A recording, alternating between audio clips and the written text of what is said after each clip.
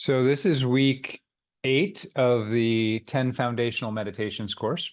I've decided I'm going to add an 11th week, which will be a bonus week. We'll call it a bonus week. So there'll be one more week after. So there's 3 more weeks after this.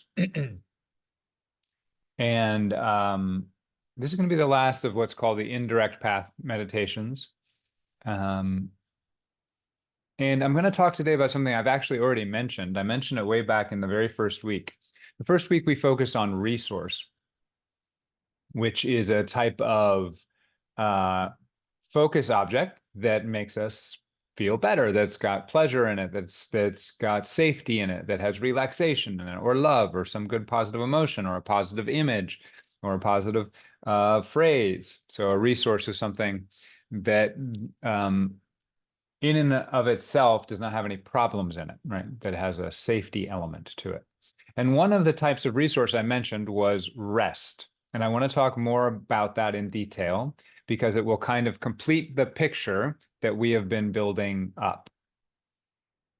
So rest is, I distinguish rest between 2 different types of state. So when we focus on rest, it's not what we normally think of. It's not our normal idea of focusing on. The rest comes from my teacher, Shinzen Young, by the way, that term.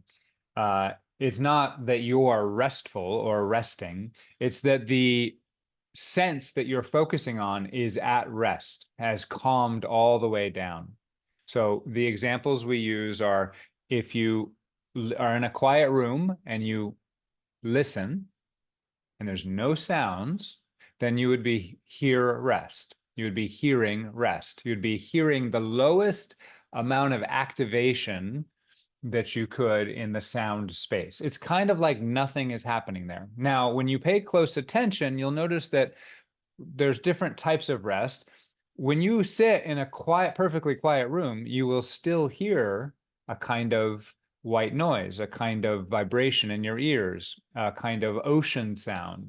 You might hear the what we call in the film industry the room tone, right? So there is still sound there. It's just very minimal, and it's the rest state of the auditory nerves, really, of the nerve. So one way of describing this, I call this the ground state. So we focus on a ground state. So the auditory ground state. Ground state is the lowest energy state for like a particle, but we can do that here with our senses. The lowest activation state of our hearing sense. It's got something going on, but there's not, it's the experience of that part of the nervous system without any external activation, really. Okay. So we can do that in the visual sense, focus on rest. Simplest way is with the eyes closed. We notice the blank behind the eyes. Again, we've quieted it down, especially if we do this in a dark room, it gets even more restful, but we're not seeing any objects. We're not seeing anything from the external world except for the light on the back of our eyelids. That's a visual rest. We can do visual rest with our eyes open. Again, we're just trying to get to the lowest state possible in that circumstance. So with our eyes open, it's kind of you might have your eyes kind of half open and you might defocus. So now you're sort of seeing the whole spectrum of your room without focusing on any particular object. That's another way of getting C rest. So again, quieting down that sense to its quietest possible level in your present circumstance. So if you were focusing on, sound, you might be going, oh, I heard a dog, and then I heard a tree. I heard the wind in the trees, then I heard the rain, and then I heard the teacher's voice, and then it all stopped, and now I hear rest. Okay. So rest is contrasted with activation. Same thing with sight. I'm looking out, I see yellow, I see blue, I see green, or I close my eyes and I just see the blank gray space behind my eyelid, contrasted with activation. And the same thing in the feeling sense. There's my skin on my cheek, for instance. If I touch it, that's activation. I feel pressure. If I don't touch it, it's the rest state. It's just waiting. If there's no strong wind or strong temperature in the room, then I still can feel my cheeks usually, but there's just it's a restful kind of tingle. These are rest states. These are very powerful states to focus on in meditation. It is I know the people on the Zoom call have heard me talk about this for a while. So it's a very powerful way to get into concentration states because you're still concentrating on an object, but it's a harder object to focus on because there's very little happening and your body starts to calm down. As it's not getting any activation, your focus is on non-activated states. Everything starts to calm down. Now, everything I just said about rest externally, focus out, rest. So we did focus out, which is the senses outward, can be applied focus in. And this is one of the key points and why I want to bring it up today. When we listen to our mind, we might hear some thoughts, but that will stop at some point, or it will pause. And in that pause, you will hear rest of the mind at rest. So the talking mind is a thing that's always starting and stopping. In between each word, there's a little pause. But you'll also notice if you pay attention to the mind long enough that every now and then it just sort of stops talking, doesn't have anything to say for a second. And you will then be noticing rest. So just as I might be like, feel rest, right? Or I hear the dog barking, here, and the dog stops barking, here, rest. Or I am listening inside to my mind babbling away, hear my mind, and then it stops for a second, hear rest. So I'm hearing the mind, I'm noticing the mind dropping to rest in the talk space. Then the same thing can happen in the visual space. I have a mental image of whatever, a unicorn on a beach, and then it goes away. See rest. So sometimes we're seeing things, sometimes we're not. Sometimes we're hearing things inside, sometimes we're not. Same thing with feel, emotional feel. Remember, the feel in is emotional feel. We might notice there's emotion in our body, and then we might notice, no, there's no real emotional feel in the body. So then we're at feel rest. Okay, so these are ways of realizing that of getting resource in our inner body, in our mental, emotional body, and realizing that there's rest there as well.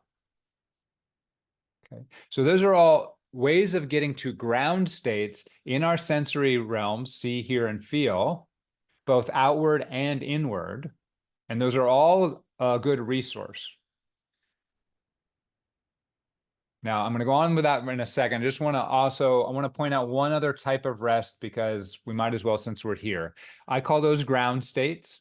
So my teacher calls this all rest, but I sort of split them into two different types of focus object. One are ground states. Ground states are these low-level sensory experiences. The white noise in your ears, the blank behind the eyes, the tingle over the skin, when nothing's really happening, but there's still something there to feel. It's the ground state of that sensory experience.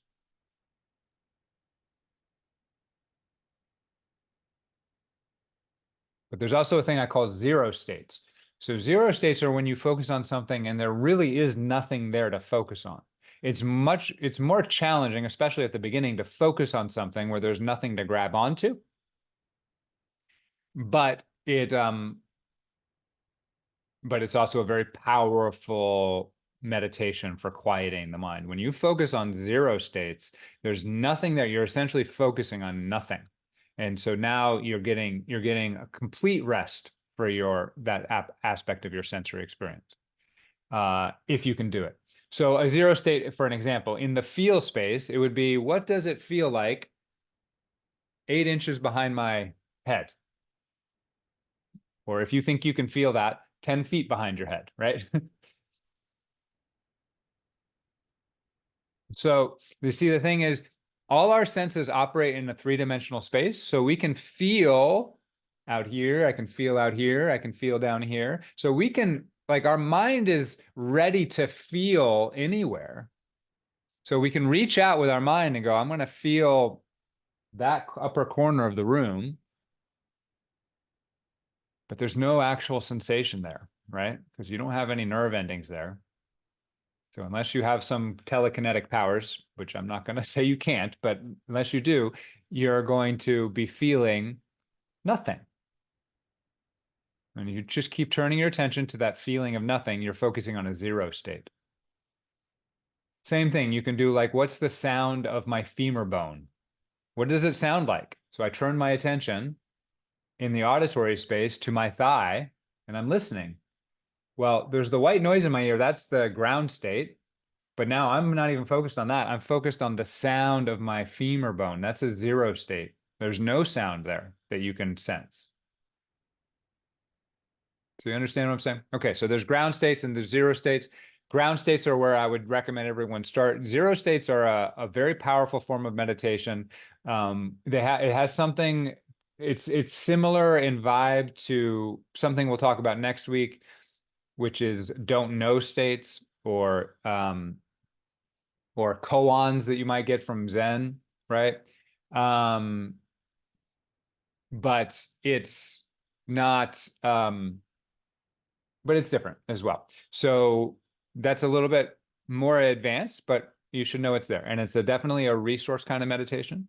And it's a way of, and I'm what we're talking now, of tuning into a quick way of getting a taste of non-self, of no self, of actually getting a taste of it. So what we've been building up here is an apparatus for experiencing anything in our life as it's happening without missing any parts. So one reason we've learned how to label everything that we could is so when something happens, there's not something unconscious that we're missing or even subconscious. As it's coming, as anything arises in consciousness, we have a way of being present with it now. Now, something I haven't talked about, it's not as important to the way I teach, but my teacher always taught, Shinzen Young, who does a lot of this, who's a very good mindfulness teacher, always talks about the goal of our meditation is to have a complete experience. And what is a complete experience? An complete experience is an experience where you see, hear, and feel everything that's happening in the object of your experience, right? See everything that's happening with clarity, with concentration, and with equanimity. And that's a complete experience. When you are, the way I put that, equanimity for me is acceptance, right? So when you are fully accepting of everything that's happening in this moment, everything, there's nothing hidden, there's no secret parts of you that you're sort of resisting that you don't know about because you are having a complete experience of this moment, then there's no room for suffering anymore. At least not for you suffering. There's no room for resistance.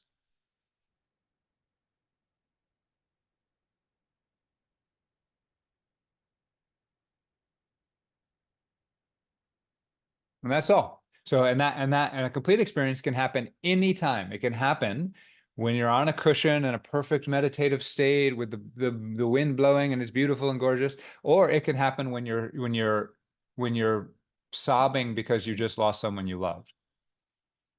So a complete experience is something that you can have at any point in time. And one might think that a definition of enlightenment is someone who's sort of continually having a complete experience of their life. They're fully awake and aware to the present moment. Now, that's not exactly how I've been teaching it. So I'm giving you that alternative way of thinking about it. It's not contradictory to what I've been teaching. It's just not the way I suggest people. You don't want to set up too many hard goals because then you'll start beating yourself up for failing, right? But we've been practicing getting the skills to be able to have a complete experience. And today I wanted to focus on rest because it's one place that part of your experience could hide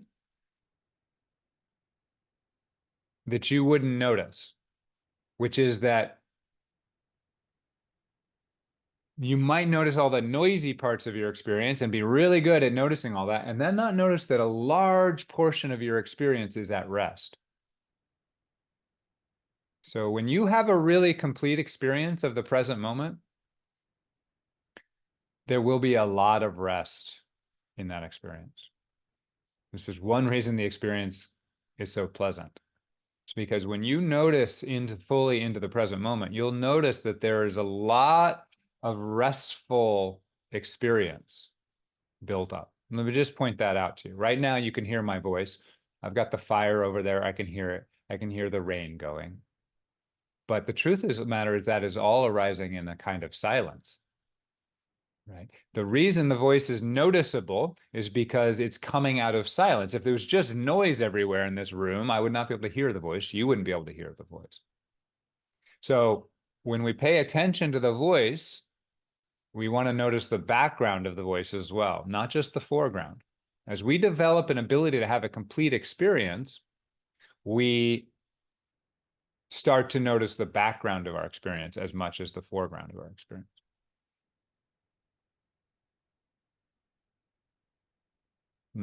This becomes incredibly powerful when we start to do it internally.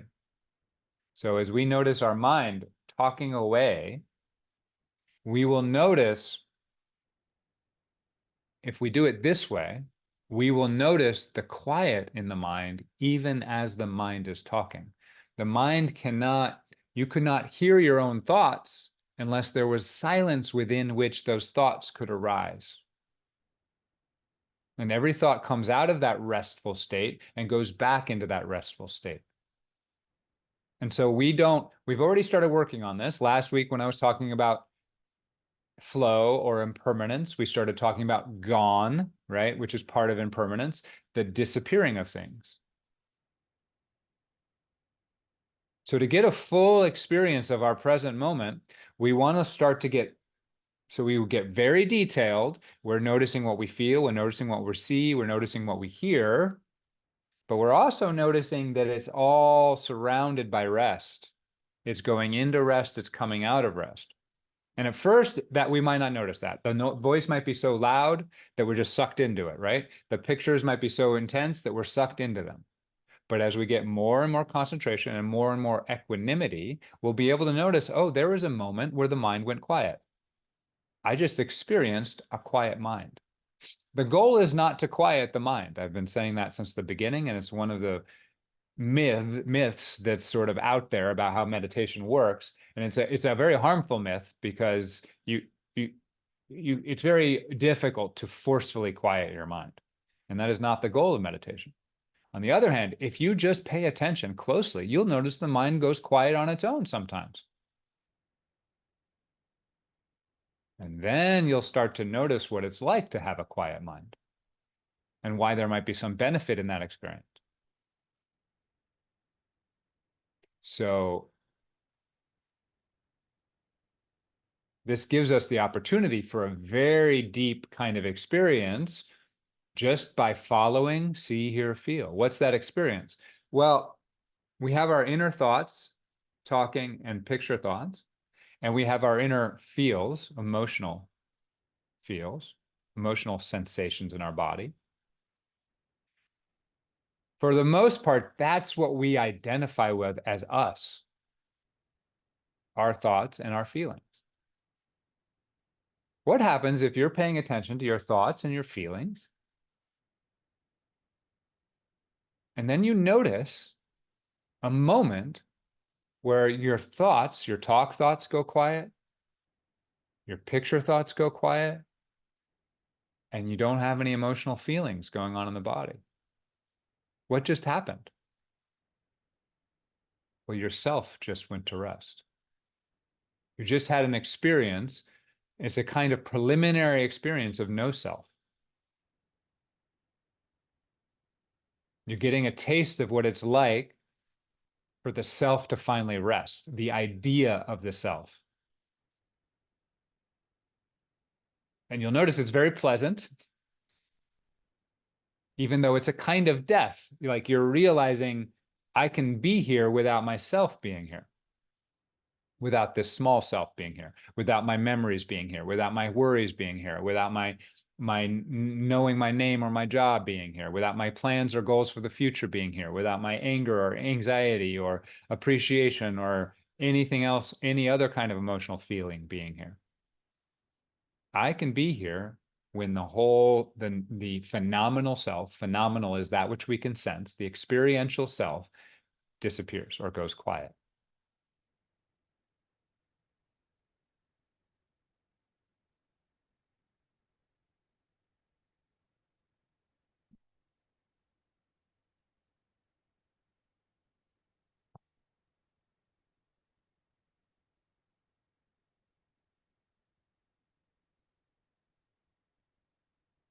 Now, the way we do this though is we don't make that a goal. We start to pay attention without judgment, without preference for how it's going to be. And we just notice sometimes it's quiet, sometimes it's noisy, my mind. Sometimes I've got a fear here, sometimes I don't. Sometimes I've got nervousness, sometimes I don't. Sometimes I'm sad, sometimes I'm not. Sometimes I'm imagining something, sometimes I'm not.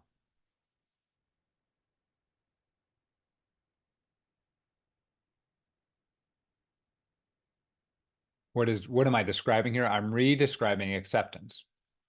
Or as Shinzen, my teacher would put it, would be equanimity. Just going to make sure everyone can get in here.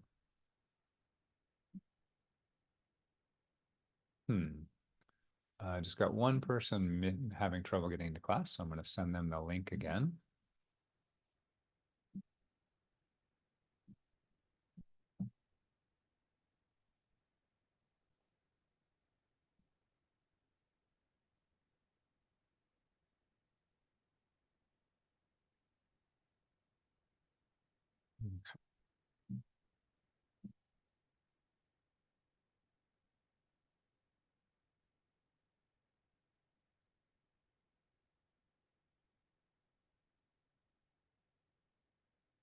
Now, I'm going to get a little deeper with this now.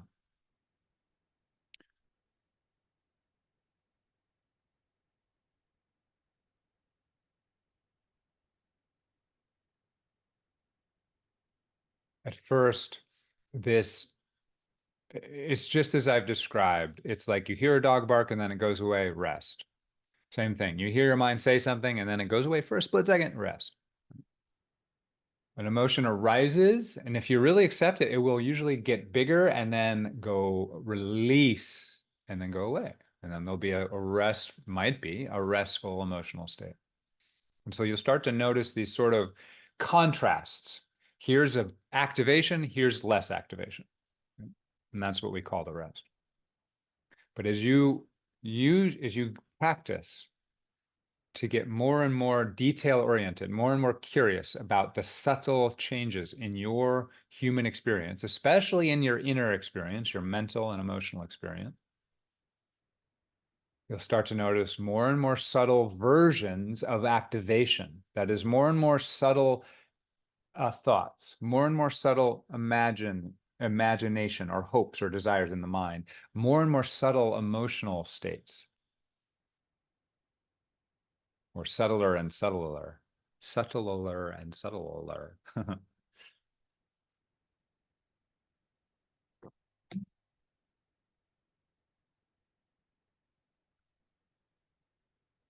as you notice those more and more subtle ones, then you'll notice when those subtle ones go away.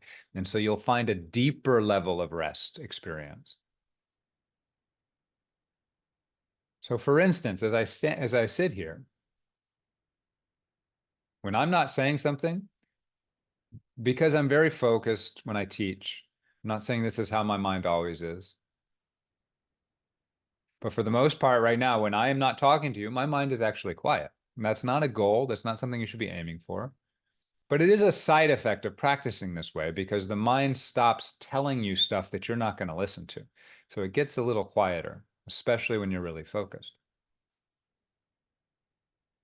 I might hear a little low rumble, like it's almost like pre-thought. I'm describing my own experience right now.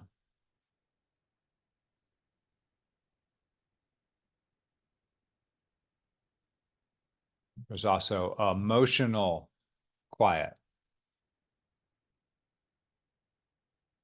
But there's a subtle awareness of this body being slightly in the center of my experience. Now, for most of us, it would be really strongly in the center, but I'm right now experiencing, yes, a subtle, I'm being very subtle right now, so it's okay if this doesn't make a ton of sense, but a subtle sense that I am closer to here than maybe over there, right? Now that makes sense. Most of us think of us as right here or right here. But as that selfing gets quieter, we'll notice that that is a visual model or even a feeling model of your sense of location. So how do you know where you are? And you might say, well, I can feel my body. That's right. It's feeling. That's a feeling part of it. Most of the time, it's actually memory. It's a visual memory of where you've located yourself in space. But then I ask you even more specifically, how do you know where you are in your body? Like you don't feel like most people do not feel like they're in their foot. Like I'm sitting here in my foot. Most people feel like they're in here somewhere. In different cultures, maybe for you, you might feel a little bit more like you're here in your heart. You can have a really strong experience of feeling like you're down here in the gut. But how do you know that? How does your consciousness access this feeling of location for you? It's got to be a see, hear, or feel. So you will feel yourself being somewhere. It's very subtle now, you see, or you'll see an image, a general kind of model of the whole world, and you locate yourself. It's in that model, there's an object labeled you or me or I, right? And it's there in that picture. So there's these subtle structures of experience that give us our sense of our self.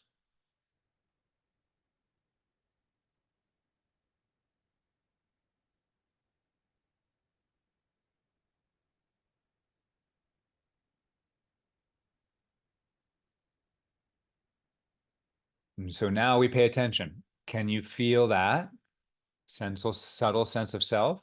And then if you can, then you notice when it goes away.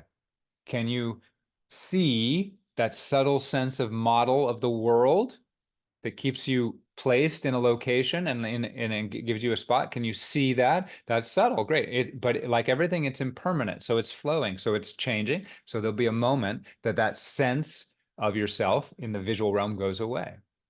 Same thing with talk thought. It's a little bit different for your creation of the self, but it usually goes away first, is what I would say. So the talking self, I am here, I do this, I do that, that's also noticeable as a way of locating yourself, and it will drop away and you'll notice rest.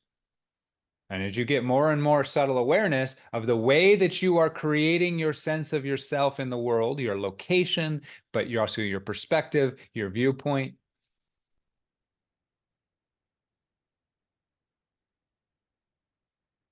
then you will also get more and more away. And you're doing this with equanimity. You'll also notice that sometime that this is flowing, that this model of the self is flowing. This sense of location is flowing. This sense of perspective of me being me here is changing. It's bubbling. It's coming. And not only is it changing, it's going away and coming back. This requires just very high level of concentration and equanimity and clarity.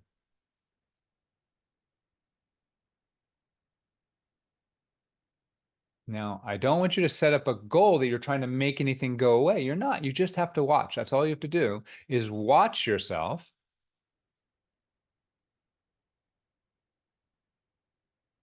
And then you'll notice it happens all on its own. You'll notice when you finally get real concentrated and clear about what's happening in your present moment, you will notice the disappearance of what you think you are. And this will open the doorway for new understandings of who you are and what you are. And this is kind of the culmination of the indirect path of meditation. In Buddhism, it could be called cessation, the cessation of the self. Unfortunately, the way it's often taught, it feels like that's something you're supposed to do is like make yourself cease. That's not really what's supposed to happen at all. What you do is you notice the cessation gone, right? Gones. The cessations. You get better and better at noticing the ending of things. And you get more and more clear about the full part of your experience. So there's no place for you to hide. And then you'll be able to notice, all right, I'm now looking at everything. Here's the self, and I just noticed it, the cessation of the self. I noticed the gone of the self. Not intellectually, you actually just experienced it in sensory experience. Boom. Oh, there was a moment where I wasn't here. My normal sense of myself wasn't here. Now, I was still here in a sense. I was experiencing it, but that's all. There was no name, gender, race, history, goals, desires, center. You might notice that. Now, the noticing of that is incredibly peaceful and blissful at first, or in that moment. Some people will have fear afterwards or fear beforehand. But for most of us, that experience, if you do it the way we're talking about, where you're building up more and more equanimity, it's a very peaceful experience. And it shows you something deep and important. I can tell you that thing. You are not your thoughts and feelings. But it's not, doesn't matter how many times I tell you until you actually experience, oh, I am here and my thoughts aren't here and my feelings aren't here. I'm saying it in a thought. That's not how it will be, though. You will genuinely be a being experiencing itself without a self, without the normal idea of the self. And then that changes everything. Or if, as long as you taste it enough times or with enough clarity, suddenly you will have removed a fundamental attachment to the phenomenal experiential self, to your feelings and thoughts. It doesn't mean you will not have feelings and thoughts going forward. That's not the goal. It also doesn't mean you won't have attachment to your feelings and thoughts. That is something that takes time to build up. But you will have unhooked one of the major illusions that keeps you attached to your feelings and thought. And the beautiful thing about this practice is it's kind of inevitable. This is if you do the practice, if you do the work, if you do it the way I'm describing.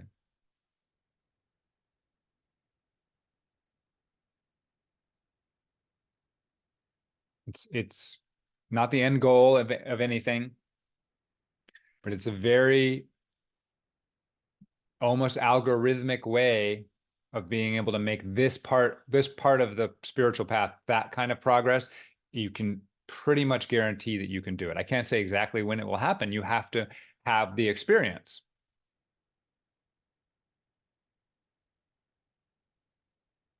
Okay, so we're going to go into a rest meditation here, and I'm going to start with just normal rest as a resource meditation. And in the second half, I'm going to lead you into this way of experiencing your complete inner self, including the rest aspect. So we've already done this. We did focus on self. And now we're just going to we're going to do rest. So we have a real taste of what rest is like. And then we're going to do focus on self, where we notice the images in our mind, the sounds in our mind, the feelings in our heart, the emotional feelings in our body. And we notice the rest states, the possibility of rest. So actually, let me just say one last thing before we go. Shinzen does it this way, and I want you to hear it because he's a very good teacher and it's very effective for people. So he'll point out that if you're looking inward, there are 8 ways things can be. You can either be noticing talking in your mind. That's one way. You could be noticing images in your mind. That's another way. You could be noticing emotions. feelings, emotional feeling in your body. That's a third way. So those are 3 ways. You could also be noticing 2 of those at the same time. So this is where we're going to start to allow our ability to broaden into a complete experience. So you might get so focused on just the pictures, whoa, my God, that you're not noticing that there's also some talk. But you might also notice there's some talk. So you might notice there's talk and pictures, or you might notice there's talk and feeling, or you might notice that there's pictures and feeling. So that's 6 ways now, where you notice 1 of each, or you notice 2 of each, or you might notice all 3. You might be awake and go, oh my gosh, I'm having feelings, I'm having picture thoughts, and I'm having talk thoughts. So that's a 7th way that you could notice the present moment interiorly. Finally, you might notice when they all go away. When there's 0, when you're not noticing any talk, pictures, or feelings. That is the 8th state. And there's no preference. You're not trying to make any of this happen. You're just watching. And eventually you will notice, if you watch in this way, that 8th state will arise. One way is to notice that when you're only noticing 1, like you're noticing the picture thoughts, the talk thoughts are at rest. The feelings are at rest. When you're only noticing the talk thoughts, the picture thoughts are at rest. The feelings are at rest. So the state, the 8th state, where they're all at rest, isn't that different from those other states? It's just a moment where you get to experience the coinciding of rest in all 3 areas. All right. Hopefully that makes some sense.